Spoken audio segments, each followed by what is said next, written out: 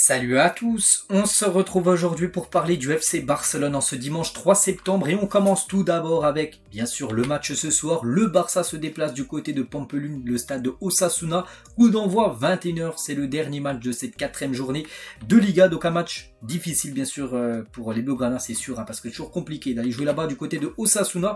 Et on peut voir le groupe du Barça pour le déplacement à Osasuna avec toutes les recrues de Cancelo présent, regardez, nouveau numéro 2, parce qu'on peut voir le 2, Cancelo, on peut voir aussi Félix, les gars, qui est bien évidemment présent. On peut voir aussi Lewandowski, Rafinha qui est là, Lamine Yamal, Romu, Marcos Alonso, même Frankie de Jong, voilà, pour être complet. Donc il manque bien évidemment Pedri, Arroyo, les joueurs qu'on sait qui sont blessés depuis quelques temps, sinon quasiment tout le monde est là bien évidemment pour ce déplacement du côté de Osasuna. Et même Inigo Martinez, on peut voir Inigo Martinez là, le numéro 5, n'oubliez pas qu'il n'avait pas joué lors des derniers matchs, il n'a jamais joué encore en Liga du côté du Barça, et il a reçu le feu vert médical parce qu'en gros il avait une gêne musculaire, et ça y est, il n'a plus rien du tout parce qu'il est apte à jouer. On pourrait peut-être le voir jouer ce soir ses premières minutes avec le maillot du Barça en compétition officielle, Inigo Martinez. La conférence de presse de Xavi avant le match contre Osasuna, voilà, quelques déclarations bien sûr de Xavi, toujours la veille d'une rencontre, il répond à quelques questions des journalistes, donc tout d'abord par rapport à l'adversaire, Osasuna est un rival intense, difficile et très fort à domicile, c'est pour ça que je dis que ça sera compliqué ce soir, donc c'est un match difficile à l'extérieur pour nous, c'est vrai, donc maintenant c'est au Barça de se rendre le match facile en essayant tout d'abord déjà d'avoir le monopole du ballon, de toute façon ça sera ça, bien sûr Xavi ne va pas changer son schéma de jeu pour cette rencontre et surtout d'essayer de marquer le plus rapidement possible. Et voilà, de faire attention contre-attaque, parce que je pense qu'Osasuna jouera en contre-attaque comme ils le font souvent. Toujours avec Xavi, donc les 3 derniers départs étaient des demandes personnelles des joueurs, donc ce qui veut dire que Fati, que Eric Garcia et que Abdé, en gros, ces 3 joueurs ont demandé, peut-être à Lemani, à Xavi, à Laporta, de quitter le club. On peut voir Fati qui a bien demandé, c'est bien véridique qu'il a demandé à quitter le club, et du coup on sait que c'est un joueur maintenant de Brighton.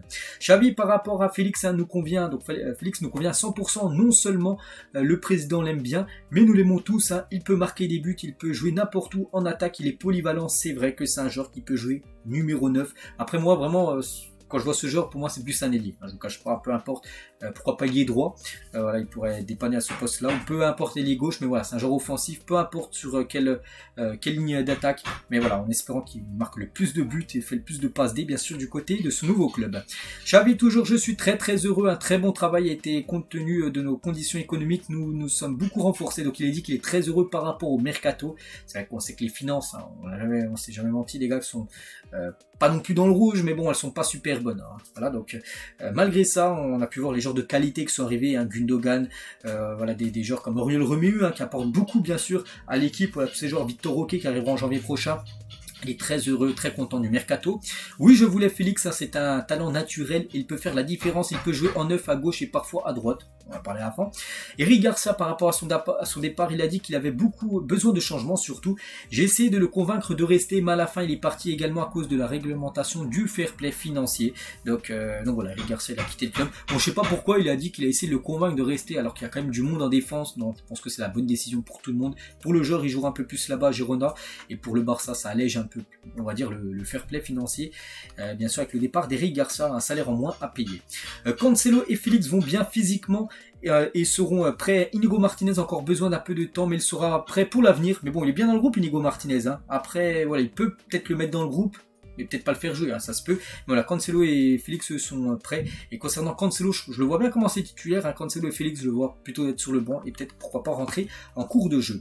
Xavi, en l'absence d'Abdé et d'Ansu Fati, nous avions besoin d'un renfort et Félix a fait un effort pour venir. On en parlera d'après le gros effort qu'a fait Félix pour débarquer du côté du club. Les gens doivent comprendre que débuter sur le banc ne devrait pas être un problème. Par exemple, Ferran a débuté sur le banc lors des 2 derniers matchs, est entré et a marqué à chacun d'eux. C'est vrai, alors, on a totalement raison. C'est vrai, peut-être il y en a qui pensent que c'est une punition d'être sur le banc. Peut-être pour certains, mais peut-être pour d'autres. Voilà, c'est bon, pas non plus une chance, mais voilà, tu peux apporter autant que les joueurs qui ont commencé directement titulaires, la preuve avec Ferran Torres avec ses 2 derniers buts alors qu'il a commencé remplaçant. Xavi toujours sur Koundé a très bien commencé la saison et performe à un niveau incroyable. Il y a très peu de défenseurs dans le monde qui soient meilleurs que lui à l'heure actuelle. Voilà, très bon message de Xavi sur Jules Koundé.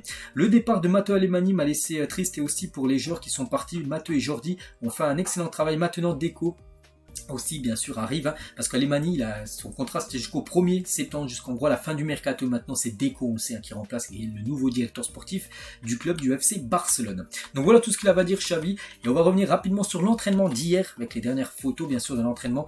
Donc aujourd'hui pas d'entraînement bien évidemment, vu qu'il y a un match ce soir, et par exemple un accueil dans la Roi et la bonne humeur bien sûr avec les deux, donc Cancelo et Félix, hein, qui sont passés dans la haie d'honneur où ils ont reçu quelques étapes de leurs coéquipiers, quelques photos des deux nouvelles recrues lors du dernier jour du mercato, qui étaient bien sûr à l'entraînement hier, leur premier entraînement, puis aujourd'hui ils pourraient peut-être disputer leur première minute du côté du club du FC Barcelone. Donc quelques photos, tiens, on peut voir Félix, on peut voir Cancelo, on peut voir de nouveau Cancelo, même Félix, et lors de la présentation hier matin avec Deco, Juan Laporta qui était bien sûr présent, donc voilà, on est tous très contents. C'est que Cancelo, bien j'en ai parlé tous les jours, je vous sors des vidéos sur le Barça, et depuis longtemps, hein, depuis 2 mois on en parlait, puis quand on voit un joueur qui arrive au bout de 2 mois, voilà, on est content. Donc Félix, ça s'est fait beaucoup plus rapidement. Et Félix, sur Instagram, le rêve est devenu réalité Vizcaya Barça, donc voilà, c'était son rêve, hein, il a toujours dit, hein, de jouer du côté du club, et maintenant c'est à lui d'être que son rêve bien sûr se passe à merveille, et qu'il soit bien sûr performant du côté du club. Et juste un truc, un Barça Atlético pour les attaquants, c'est vrai qu'il y a beaucoup de joueurs par exemple qu'on fait Atlético Barça, ou dans le sens inverse Barça Atlético, comme Suarez, comme David Villa, Griezmann, Depay ou même Félix, peu importe le sens, mais c'est vrai que Barça et l'Atlético, malgré la rivalité sportive entre les deux clubs, souvent ils s'échangent ou vendent des joueurs entre eux. Les unes aujourd'hui, Sport et Mundo Deportivo, les deux unes, je vous montre tous les jours. Donc Sport aujourd'hui, prêt pour jouer. Donc voilà, Cancelo et Félix font de nouveau les unes, et surtout prêts pour jouer, ils sont dans le groupe, ils sont prêts à jouer directement ce soir, hein. Et reculé, donc en gros joueurs voilà, tout simplement du FC Barcelone, les deux bien sûr font la une avec le président Juan Laporta. Et Félix, à l'intérieur, j'ai dit qu'il a fait un gros effort, c'est parce qu'il a réduit comme son salaire de 50%. C'est pas rien les gars, quand on voit maintenant des joueurs qui vont en Arabie Saoudite qui touchent des 10 fois plus qu'ils touchaient avant. Donc lui il a divisé son salaire par 2 pour réaliser son rêve et jouer du côté du Barça. Donc ça aussi c'est à souligner, hein, parce que le joueur a pu refuser, hein, voilà, ce gros salaire, ou même il aurait pu venir au Barça et peut-être négocier un meilleur salaire. Non, il a accepté ce que le Barça lui demandait. Voilà, le Barça lui a dit tu peux venir 50%, il a dit pas de souci, tu divises ton salaire par 2. Donc voilà, gros effort quand même de Félix. Cancelo les gars devient le 5e joueur de Manchester City à rejoindre le Barça. Il y a eu Eric Garcia, Agüero, Ferran Torres, Gundogan et maintenant tout simplement Cancelo. Donc voilà, bien sûr un joueur de plus de City du côté du club Blaugrana.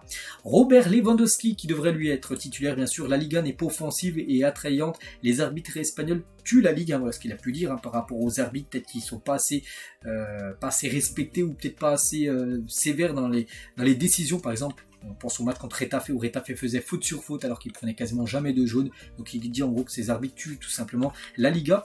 Toujours avec Lewandowski, donc Lamine Yamal est un GOAT, mais laissez-le, c'est encore un adolescent, hein, il a que 16 ans. Combien de joueurs qui ont regardé si jeune étaient grands dans la trentaine, donc voilà ce qu'il a dit. C'est vrai qu'il y en a plein, c'est vrai qu'on pensait que c'était des pépites à l'époque, puis après ils ont peut-être pas fait la carrière qu'on espérait. Donc voilà, pour Lamine Yamal, il faut le laisser progresser, aller tranquillement. C'est qu'il a seulement 16 ans, mais c'est vrai que ce qu'il montre actuellement, hein, c'est quand même incroyable, le jeune espagnol.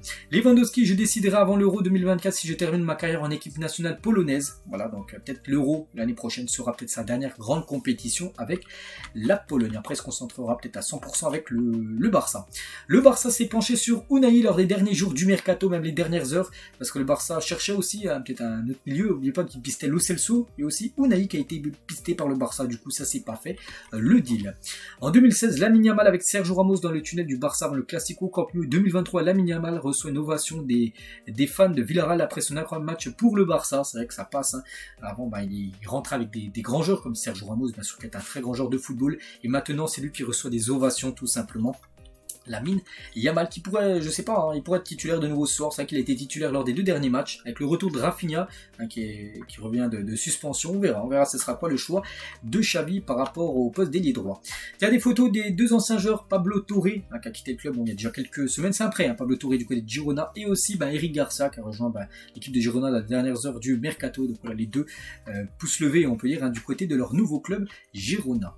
L'agenda du Barça en phase 2, groupe de la Ligue des Champions. On sait le groupe, en plus c'est un groupe, pas facile, il n'y a jamais de groupe facile en Ligue des Champions, mais un groupe vraiment abordable au Barça par rapport aux années précédentes. N'oubliez pas, la saison dernière, il y avait quand même le Bayern et l'Inter, hein, que là il y a Antwerp, Porto et le Shakhtar. Donc on espère que le Barça se qualifiera au moins en 8e et surtout à la première position qui est très importante.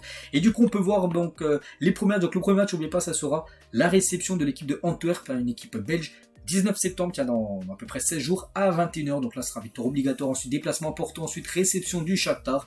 Et après, on peut voir les autres matchs. On va voir aussi les horaires. Hein. Par exemple, Barça-Shakhtar sera 18h45 au lieu de 21h.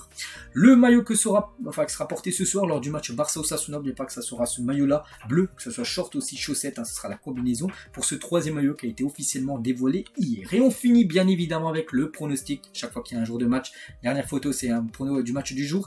Donc mettez-moi un prono en commentaire pour ceux bien sûr qui veulent, hein, ceux qui veulent pas, mettez pas de prono, peu importe, c'est pas bien grave. Donc moi je vais vous donner mon prono, donc je vais partir sur une victoire compliquée. Allez, je vais partir sur un 2-1 ce soir du Barça du côté de Osasuna. Donc voilà ce qu'il y avait à dire. J'espère que ça vous a plu. On se retrouve bien sûr demain lundi, début d'après-midi. On parlera bien sûr du résultat du match et de tout ce qui s'est passé sur les autres infos concernant le club Blaugrana. Et moi je vous souhaite un bon dimanche, bon match à vous et à demain.